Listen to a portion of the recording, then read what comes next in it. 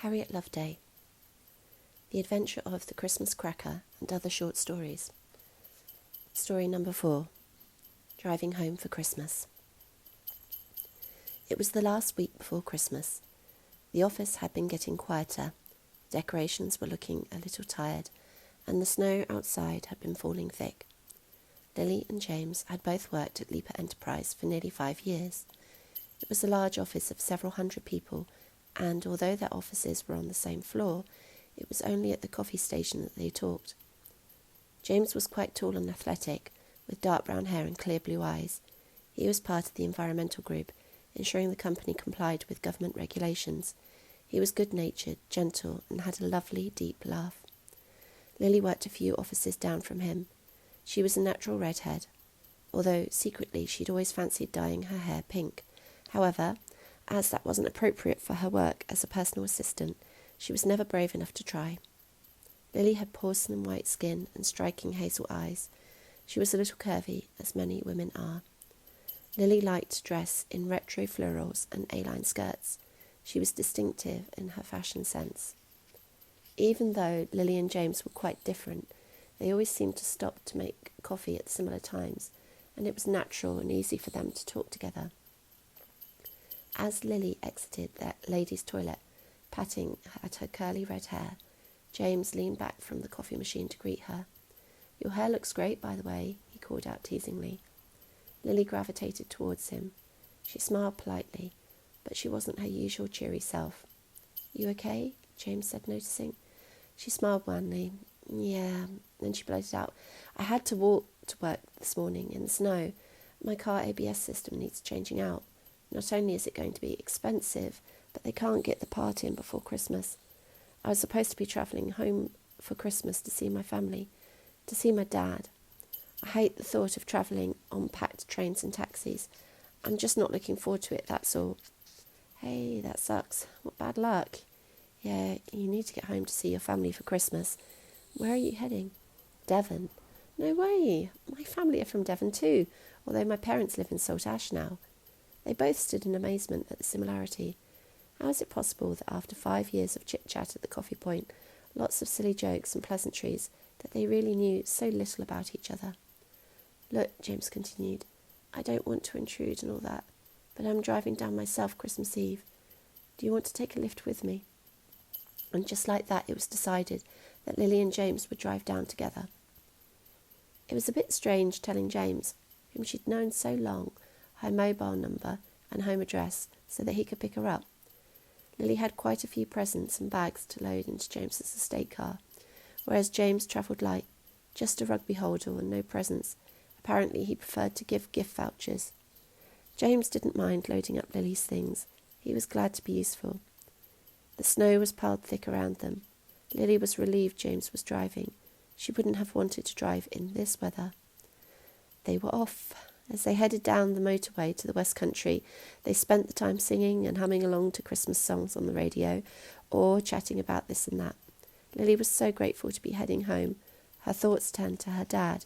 She just wanted to wrap her arms around him, tuck in his blanket, and make him a cup of tea. She was glad she didn't have the added stress of taxis and trains. It was really nice that James had offered to drive. James, thankfully, was a steady driver. The snow was very thick now. As they entered the West Country, the motorway was down to 1 lane each way, and the snow was drifting. The radio interrupted their conversation. "We have an amber weather warning from the Met Office. Heavy snow is forecast tonight for all parts of Devon, Cornwall, Somerset and Dorset, with up to 20 centimetres of snow expected overnight in some areas.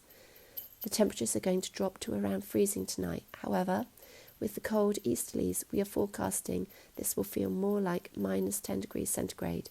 The advice is to wrap up and stay warm. The snow is predicted to continue falling until at least Boxing Day. Expect travel delays and road closures. The advice is not to travel." Lilly looked worriedly at James. "That doesn't sound good. Do you think we'll be all right?" James didn't want to worry her, but he also didn't like the sound of the forecast. He wanted to try and get her home to her family. He sensed that she particularly wanted to see her dad. He looked out into the last of the afternoon as a peach-coloured winter sun peeped through the snow clouds and started to dip behind snow-covered hills. "You're only just the other side of the moors," he said. "We'll be okay." He wished it more than meant it. They shouldn't have attempted to travel over the moors. Lily was heading for Tavistock. James's family lived in Saltash. The snow was falling thick and fast as they turned off just after Oakhampton. The drivable road was little more than a lane between snowdrifts. Not many people were crazy enough to be out in the bad weather tonight. James turned the radio down to minimise Lily's distress over the weather warnings. Warnings weren't going to help him now. They both sat in silence as the car slowly worked its way forward. Finally, James spoke. "Lily, I'm sorry. I think we're going to have to stop somewhere tonight. I just don't think we should continue. Is that okay?" Just as the words had left his mouth, the car skidded on some ice under the tyres, and James struggled to keep the small lane of road that was usable. Lily clutched his arm with one hand and put her hand over her mouth. "That's absolutely fine," she replied, worried. "I think there's a pub up ahead, if my memory serves me right. Let's pull in there, okay?" "Yes." It took them another 15 minutes of careful driving, but eventually, through the heavy snow, they could see the cheery lights of the Fox and Hounds Hotel and Bar. James carefully pulled off the road into the near-empty car park. "Are you okay?" he asked tenderly to a very cold and very worried-looking Lily. Lily pulled the fur collar on her coat up a little higher and mustered her best smile. "Feeling a lot better now," she replied. "Are you okay if I make a quick call, just to let my parents know we're safe, but we've stopped overnight?" "Of course," said James. He took his phone out and pretended to be checking his messages so that Lily wouldn't think he was eavesdropping. Dad, it's Lily. Lily, I'm your daughter." "Yes, that's right, Lily, your daughter." "Is Mum there?" "Mum." "Okay." "Hi, Mum. Look, I'm really sorry, but we've had to stop overnight because of the snow. We should be there tomorrow, hopefully." "Yes. Yes, that's right. How's Dad?" "Uh-huh. Uh-huh. Okay, well, we've got to go. See you soon." "I will. Love you too. Bye-bye." The landlord and landlady at the Fox and Hounds had a policy of never turning a guest away, particularly in the worst snowstorm in 10 years. They warmly welcomed the cold, tired travellers. They set up Lily and James with adjoining rooms. There was steak and kidney pie advertised on the specials board for dinner, and nothing sounded more delicious to the weary travellers. There was a warm fire in the bar area, little nooks with built-in benches, chairs and tables scattered about, and a Christmas tree twinkling in the corner. Lily didn't think she had ever seen such a welcoming hostelry. Lily and James decided to take half an hour to freshen up, then meet back downstairs in the bar area for dinner. By the time Lily made it downstairs, she found James already in one of the cosy nooks by the fire, with 2 glasses of sherry on the table and reading his Kindle. Christmas music twinkled in the background. Otherwise, the bar was completely empty. "I hope it's okay," James said, motioning to the sherry. "It just seemed a little bit more Christmassy, and I wanted to make the best of this." He looked up hopefully at Lily. Gosh, he thought to himself, she really is very pretty. Lily had put on red lipstick to cheer up her attire. She had a fitted dark green A-line skirt with a silk blouse and cropped, tight-fitting grey cashmere cardigan. Her hair fell in large red curls around her face. She had caught her hair at the sides with little pale hair slides. She was the picture of femininity. Lily almost blushed and flashed James a kind smile as James turned off his Kindle and stowed it away. To tell the truth, she was bitterly disappointed not to make it home tonight. She wanted to see her dad. She feared that this was the visit he'd finally forget her. But because it was Christmas Eve and she had a full suitcase of nice clothes, she decided to put on her best lipstick and nicest smile and try to make the best of things. Besides, James was easy company to be around.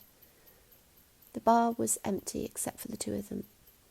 By way of explanation, James continued, "The landlord has left a bottle of sherry on the bar for us to help ourselves. He said we're the only ones dining tonight, and dinner will be ready in 10 to 20 minutes. He said he'd give a shout when it was ready. You don't mind steak and kidney pie, do you? Not at all. I love it. To be honest, anything warm and tasty is more than welcome tonight. She hesitated before she continued. She already knew the answer in her heart from looking out of the bedroom window before she came down, but she wanted dependable James to confirm the reality to her. We're not going to be able to get home for Christmas tomorrow, are we? James sensed her bitter disappointment. He would have done anything to protect her from the pain he was about to deliver, but to risk their lives was reckless. In all honesty, he wasn't going to be able to get out of the car park, let alone drive it along the road. The car was already covered in a blanket of snow. James touched her hand very lightly as he said, I'm really sorry. The snow is really bad. I think we won't be out of here before the 27th, if I'm honest. I'm really sorry, Lily. I know you want to see your dad. I wish I could have got you there tonight. I blame myself. I should never have tried to drive over the moors this evening. I'm lucky I didn't kill both of us, to be honest. And he shook his head at himself. Not at all, James. You knew I wanted to get home. Hey, don't be hard on yourself. Look, I know it's a bit unusual, but let's try to make the best of this between us. We can still have a nice Christmas, and this inn you found is great. It's so Christmassy. Lily smiled warmly at him. James cheered a little, knowing Lily didn't completely hate him for messing up Christmas. Just then, the landlord called them through for dinner. After their delicious dinner, Lily and James retired back to the warm bar. James grabbed the bottle of sherry off the bar, and Lily went to find a board game from the box in the corner. She came back with cards and Scrabble. They settled on gin and rummy. As James shuffled the cards, Lily looked out of the window onto the car park.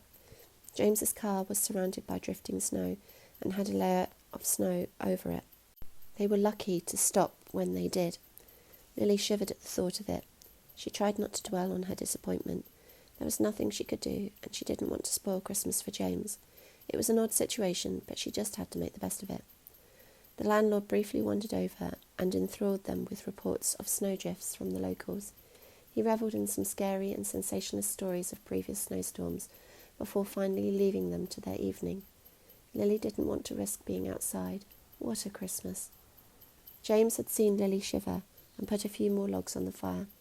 As she settled into the nook next to him, ready to play cards, he asked her, Are you okay? Not too cold?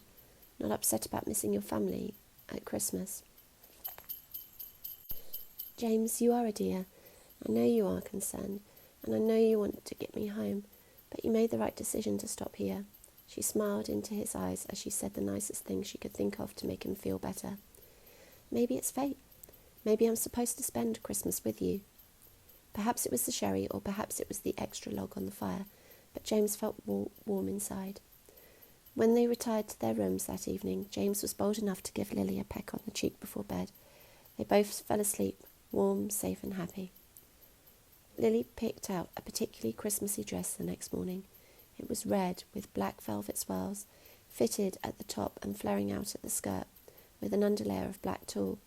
She wore some cute black Mary Jane shoes with little cherries on the straps. She paired this with a little black cashmere cardigan and some little cherry clips in her hair. Finishing with a flash of red lipstick, she felt decidedly Christmassy. She looked out of her bedroom window. She could see James's estate car covered in snow, almost up to the side mirrors where it had drifted. They looked like two little ears poking out. It was almost funny. Lily thought about the cold presents in the car waiting to be opened. No point in wishing for what you cannot change, Lily thought, trying to change her thinking and moving herself on. It was Christmas and it would still be lovely. James was in his little nook by the fire, reading his Kindle. He'd ordered coffee and croissants and had them waiting for her. He was so thoughtful. What are you reading? She asked. Oh, it's about Hillary's expedition to Antarctica, James replied. Lily wasn't surprised. It was sports-related. It was strange. They got on so well and had so much to talk about, but there were definitely some differences. They enjoyed breakfast and cosied up in the nook to watch Love Actually on Lily's iPad.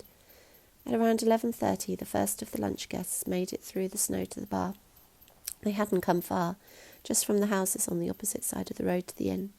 People stomped snow off their boots in the doorway, unwound scarves and shook their coats. They were a family of 8, obviously augmented by relatives staying for Christmas. 20 minutes later, 2 more families joined, and an elderly gent who'd bravely walked 10 minutes through the snow to have a warm Christmas lunch in company. It was quite nice to have other people around. Lily took her iPad upstairs and came back down to join the jolly Christmas crowd. James was at the bar talking to a pretty blonde who was wearing leggings, a fleece and a sports headband. They looked like a couple, Lily thought with a twinge of jealousy. Lily politely joined them and made small talk. At lunch, Lily and James were sat at a table near the fire in the dining room. James had his back to the room, while Lily had the luxury of looking out. She was still aware of the pretty blonde. Why did that bother her so? Lily decided to be particularly charming over lunch. She was almost flirting with James. James raised his glass of champagne over their Christmas puddings. "I think we deserve a toast." "We do?" Lily replied. "Yes, to the most unexpected, surprising and perfectly delightful Christmas I've had in a long time." Lily raised her champagne glass to chink it with James's glass, and their eyes met with an easy warmth flickering between them, just like the little tea lights that adorn the Christmas tables. After lunch, James suggested they venture out for a walk in the snow. Lily didn't particularly fancy it, but at the back of her mind sat the sporty, pretty blonde who would probably jump at the chance, so Lily had said yes. Wrapped up against the cold, James helped Lily navigate her way through the snowdrifts in the car park. They turned away from the main road and up a side road beside the inn.